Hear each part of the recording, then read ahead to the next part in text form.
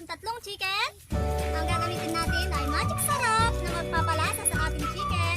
Meron tayong ginger, binalitan ko na, garlic, calamansi or lemon, paminta, asin at sugar. So nandun yung ating salt and sugar. At gagamitin natin siya ng ganito at sweaty powder mix na may cornstarch na siya. Ito ay Mamacita's brand. Try natin siyang magpapakulay sa ating lechon manok. So hindi tayo maglalagay ng soy sauce or iba pang pampaalat. Kasi yung soy sauce guys, madaling makaburn ng skin ng ating chicken. So ayaw naman natin ang burn looking chicken, diba? So start na tayong mag-marinate. Ating garlic tsaka ginger, lagay lang natin dito at tatadtarin natin para lumabas yung juice ng ating garlic and ginger. Yan. Iwain natin na maliit para mas madali siyang bayuhin. Okay, so bayuhin lang natin hanggang madurog at lumabas na ang juice ng ating ginger and garlic. So yan, na durog na natin ang ating bawang at saka yung ginger. Saka nilagay na rin natin ang ating kalamansi dyan para magsama-sama na ang kanyang juice. Yan. So lalagyan natin siya ng Mamacita's. Konti lang guys kasi baka maging masyadong makulay siya. Yan.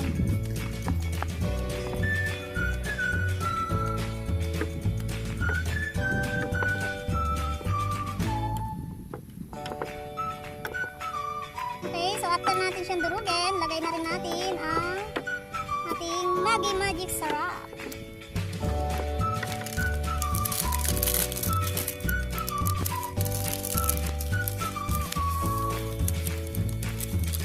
Tama na yung isa. Then, lagay natin ng sugar.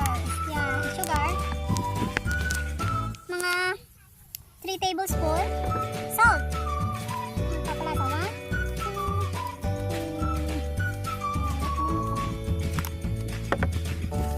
3. Mix lang natin together. Ang ating seasoning mix.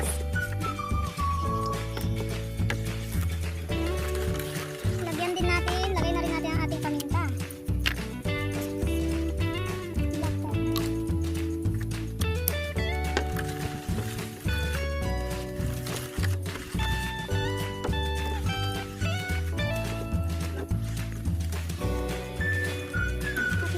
Ayan, marinate na natin ang ating chicken.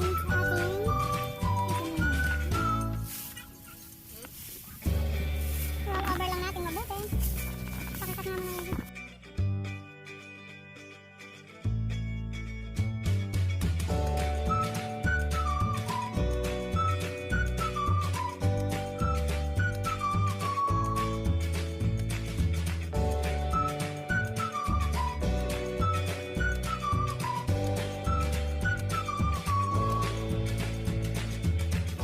Dapat, ipustos natin mabuti yung ating seasoning para maging malasa siya at malabas sa lahat ng ating chicken.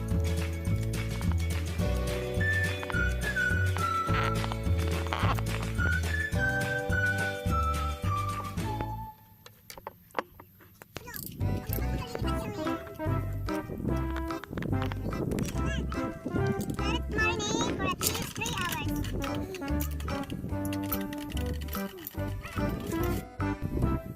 So yan, after 3 hours na ating marination, itutulog na natin siya at iihaw na natin. Ito ang aking brother at tutulungan niya ako sa pagtutulog. Ito ang provide namin mga tubugan.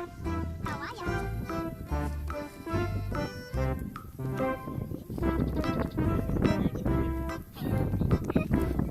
Chicken. Primitibong pamamaraan ang gagamitin natin. Dahon ng saging. Tatlong manok lang po yan. Inabol isang manok.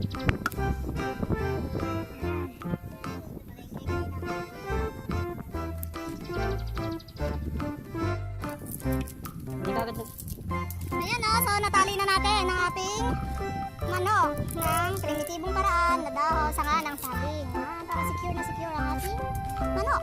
Baka kasi lumipad pa yan habang iniihaw. Sabi natin talian. Yan o, perfecto. Pabaga na, gumagawa na ng primitibong paraan para sa ating pag-iihaw. Ayun, bakal o, tinubugan lang kasi may construction dito. Gumagawa ng bahay. Yan, ganyan lang daw para gumawa tayo ng pag-iihaw ng ating manok. Yes. Manok, chicken talaga. Yan, namulot-mulot lang din tayo ng kahoy. Hindi na natin kailangan bumili pa ng charcoal.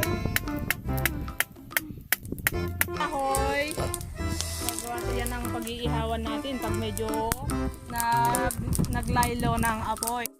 Yan, so ganyan lang ang ihaw na ginawa natin. Ganito ang buhay probinsya. Kung ano ang meron, yun lang ang makontento na tayo sa kung anong meron. Ayan ang aking taga-ikot ngayon. Brother, ayun o. Slowly ikot lang o. Yan. May pare-pares yan eh. Kayong natira nating sauce, gagawin natin siyang pamahid sa ating lechon manok. Kasi nandyan yung lasa niya. Lagyan lang natin siya ng oil.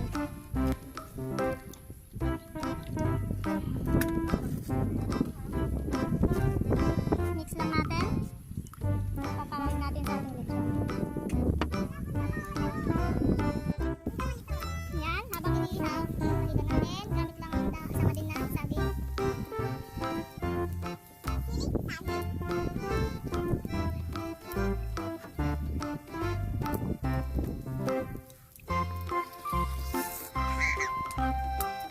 So after 15 minutes, ilo-lower na natin kasi na medyo mahina na yung apoy natin. So ibababa na natin ng konti. Ayan.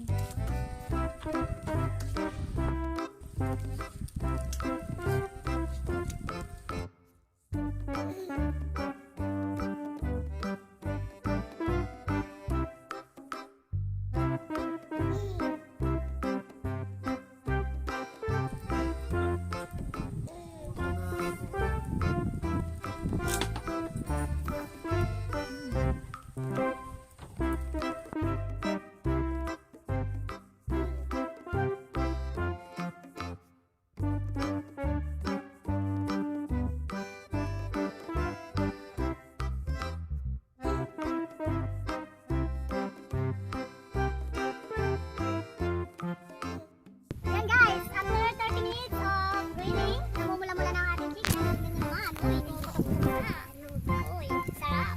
Ang bango-bango niya guys. Kung inyong maamoy, amoy na amoy natin ang bawang at ginger na nilagay natin. Siyempre mga grass.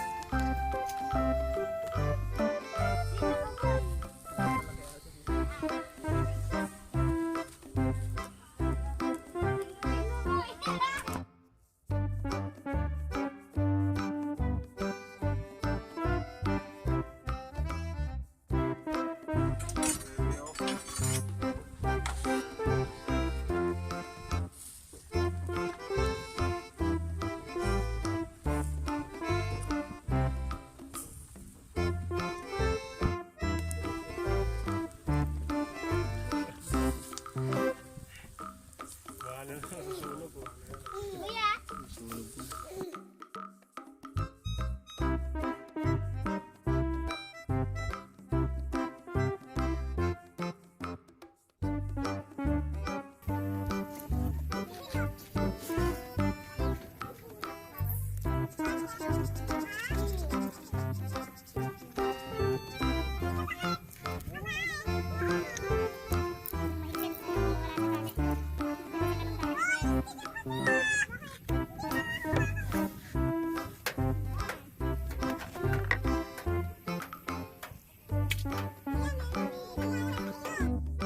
Yan, luto na yung ating lechon manok. Tanggalan na natin ng tali.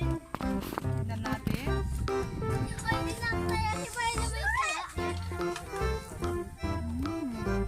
Ayan o, napaka-juicy. Tignan nyo.